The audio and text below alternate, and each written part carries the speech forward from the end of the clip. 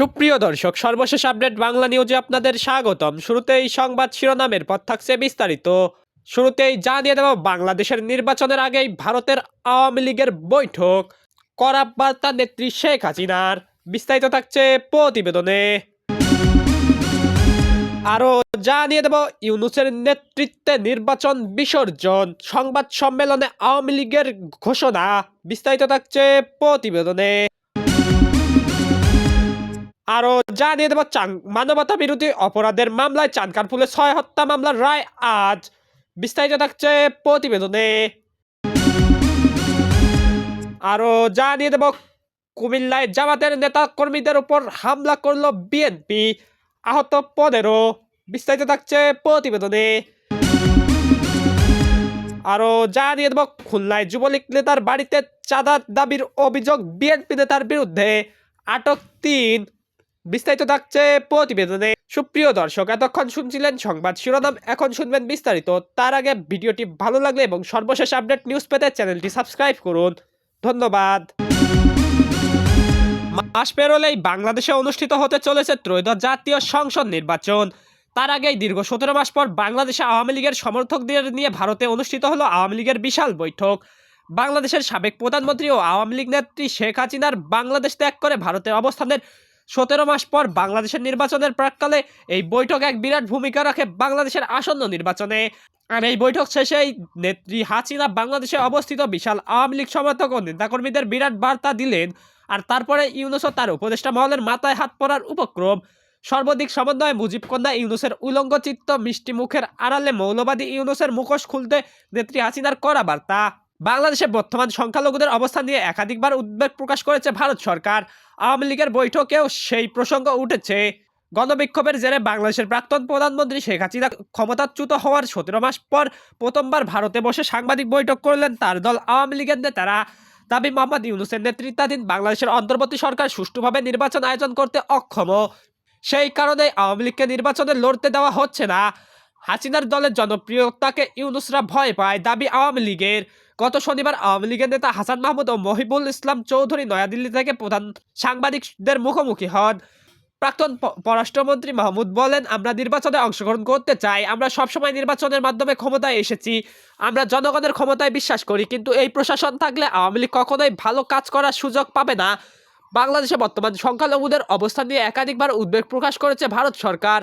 বাংলাদেশে অবস্থিত বর্তমান পরিস্থিতির মধ্যে দিয়ে চলা ইউনূসের সন্ত্রাসী পোষ্যপুত্রদের লাগাম ছাড়া সন্ত্রাস ও সে দেশে অবস্থিত সংখ্যালঘু হিন্দুদের উপর আক্রমণ এবং নিজের ক্ষমতা দাখিল করার জন্য ক্যাঙ্গারু কোর্টে হাসিনার বিচার সমস্ত প্রসঙ্গে সামনে রেখেই নেত্রী হাসিনার কড়া বার্তা যে ভোটে আওয়ামী লীগ নেই, সেই ভোটে কোনো সমর্থন নেই। অর্থাৎ বাংলাদেশে অবস্থিত অসংখ্য আওয়ামী লীগ সমর্থকদের ভোট যদি বয়কট হয়, আসন্ন বাংলাদেশ নির্বাচন যে ভারের মা ভবানী হয়ে দাঁড়াবে তা বলাই বাহুল্য।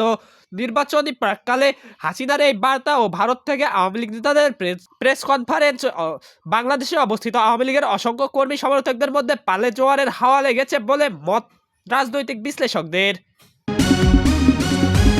এদিকে বাংলাদেশের নির্বাচনের আগে প্রথম সাংবাদিক সম্মেলন আওয়ামী লীগের। দীর্ঘ 17 মাস পর দিল্লিতে আওয়ামী লীগের প্রথম সাংবাদিক সম্মেলন। রাজধানী দিল্লিতে আয়োজিত এক সংবাদ সম্মেলন থেকে একথা জানান বাংলাদেশের কার্যক্রম নিষিদ্ধ আওয়ামী লীগের নেতা ও সাবেক তথ্যমন্ত্রী হাসান মাহমুদ। তার সঙ্গে ছিলেন বাংলাদেশের সাবেক শিক্ষামন্ত্রী মহিবুল হাসান চৌধুরী নওফেল এবং আওয়ামীপন্থী অ্যাক্টিভিস্ট ও আইনজীবী নিঝুম মজুমদার। সাংবাদিক সম্মেলন দেশে এবং বিদেশে থাকা আওয়ামী লীগের কর্মীদের জন্য খুবই গুরুত্বপূর্ণ। বিশেষ করে যখন বাংলাদেশে অবৈধকারী ইউনূস সরকার নির্বাচন নিয়ে জলঘোলা করছে, তখন আওয়ামী লীগের তরফ থেকে বলা হচ্ছে নির্বাচনে অংশ নিতে আওয়ামী লীগ প্রস্তুত। সাংবাদিক সম্মেলন করে তারা বলছে নির্বাচনে অংশগ্রহণে আপত্তি নেই, কিন্তু তা হতে হবে নিরপেক্ষ অন্তর্বর্তী সরকারের অধীনে, ইউনূস সরকারের অধীনে নয়। আওয়ামী লীগের নেতৃত্বের তরফ থেকে বলা হয়েছে, বাংলাদেশে যদি নতুন কোনো অন্তর্বর্তী সরকার দায়িত্ব নেয় এবং তারা সুষ্ঠু ও অবাধ নির্বাচনের পরিবেশ নিশ্চিত করে, তাহলে আওয়ামী লীগ নির্বাচনে অংশ নিতে প্রস্তুত। একই সঙ্গে ইউনূস সরকারকে তোপ দেগে বলেন, মোহাম্মদ ইউনূসের নেতৃত্বাধীন বর্তমান অন্তর্বর্তী সরকারের অধীনে অনুষ্ঠিত কোনো নির্বাচন আওয়ামী লীগে অংশ নিবে না। তাদের মতো সরকারের অধীনে অবাধ ও গ্রহণযোগ্য নির্বাচন সম্ভব নয়। হাসান মাহমুদ বলেন, বাংলাদেশ আমাদের দেশ। হাসিনা এবং আমরা অন্যান্যরা যারা দেশের বাইরে আছি তারা ফিরে আসতে চাই, কিন্তু অন্তর্বর্তী সরকারকে আসন্ন নির্বাচন আইন মেনে সুষ্ঠুভাবে সম্পন্ন করতে হবে। বর্তমান সরকার আওয়ামী লীগের সঙ্গে শত্রুতা করছে। এর আগে যতবার নির্বাচন হয়েছে প্রত্যেকবার জনগণের রায়ে ক্ষমতায় এসেছি, জনগণই সব। ইউনূস সরকারকে আক্রমণের পাশাপাশি আওয়ামী লীগ আবারও ক্ষমতায় ফিরবে এই আশ্বাস দেন তারা সাংবাদিক সম্মেলন থেকে। মাহমুদ বলেন, ইউনূস সরকার বাংলাদেশে সুষ্ঠুভাবে নির্বাচন করাতে অক্ষম, তারা আওয়ামী লীগকে ভয় পাচ্ছে। মোহাম্মদ ইউনূস তাই জন্যই তাদের নির্বাচনে অংশগ্রহণ করতে দেওয়া হচ্ছে না। ভার্চুয়ালি মাধ্যমে হাসিনা বলেছিলেন আওয়ামী লীগের জনপ্রিয়তাকে ভয় পাচ্ছেন ইউনূস, তাই তার জন্যই তার দলকে নিষিদ্ধ করা হয়েছে।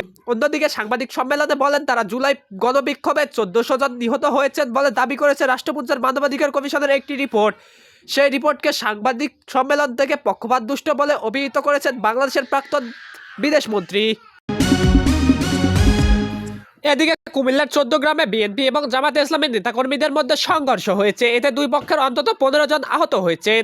সোমবার দুপুরে 14 গ্রাম উপজেলায় ভরপুর ইউনিয়নের ধনীচক্রা বাজারে এ ঘটনা ঘটে। এর আগে রোববার রাত 11টা থেকে গভীর রাত পর্যন্ত উপজেলার কয়েকটি এলাকায় বিএনপি কর্মীর বাড়িতে হামলা ও দলীয় কার্যালয় ভাঙচুর এবং জামাতের নির্বাচনী কার্যালয়, ব্যবসা প্রতিষ্ঠান ও শিক্ষা প্রতিষ্ঠানের যানবাহনে আগুন দেওয়া ও ভাঙচুরের ঘটনা ঘটেছে। পরিস্থিতি স্বাভাবিক রাখতে পুলিশের পাশাপাশি সেনাবাহিনীর সদস্যরা মাঠে রয়েছে। স্থানীয়রা জানান, রোববার রাত 11টার দিকে উপজেলার শুভপুর ইউনিয়নের ধনীচক্রা গ্রামে বিএনপি কর্মী বাচ্চু মিয়ার বাড়িতে কয়েকটি ঘরে দুর্বৃত্ত ভাঙচুর ও লুটপাট চালায়।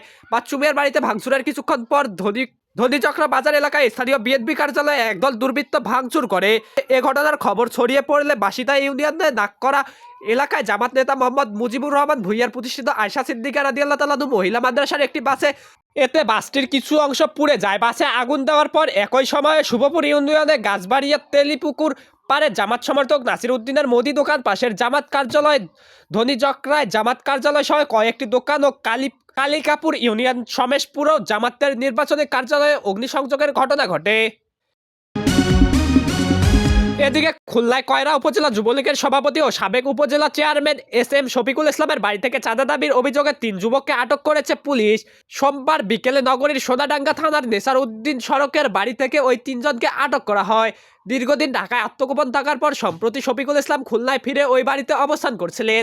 শফিকুল ইসলামের মেয়ে শাহনাজ পারভিন অভিযোগ করেন, যুবকরা নিজেদের সমন্বয়ক পরিচয় দিয়ে 25 লাখ টাকা চাঁদা দাবি করে, না হলে বাবাকে পুলিশে ধরিয়ে দিবেন বলে হুমকি দেন। বিষয়টি বুঝতে পেরে পুলিশকে সংবাদ দেওয়া হয়। পুলিশ এসে তাদের আটক করে থানায় নিয়ে যায়। আটক যুবকরা হলেন মেহেদী হাসান, মিরাজ আল নাহিয়ান ও মিরাজ গাজী। এনসিপির খুলনা জেলা সমন্বয়কারী মাওলানা মাহমুদুল হাসান ফয়জুল্লাহ বলেন, আটক ব্যক্তিরা এনসিপি বা বৈষম্য বিরোধী ছাত্র আন্দোলনের কোনো কমিটিতে নেই। অভিযোগ সত্য হলে অবশ্যই তাদের বিরুদ্ধে আইনানুগ ব্যবস্থা নিতে হবে। সেই সঙ্গে অর্ধডজন মামলা দিয়ে যুবলীগ সভাপতি দীর্ঘদিন ধরে ওই বাড়িতে অবস্থানের পরেও পুলিশ কেন তাকে গ্রেপ্তার করেনি, সেই প্রশ্নেরও উত্তর খোঁজা উচিত।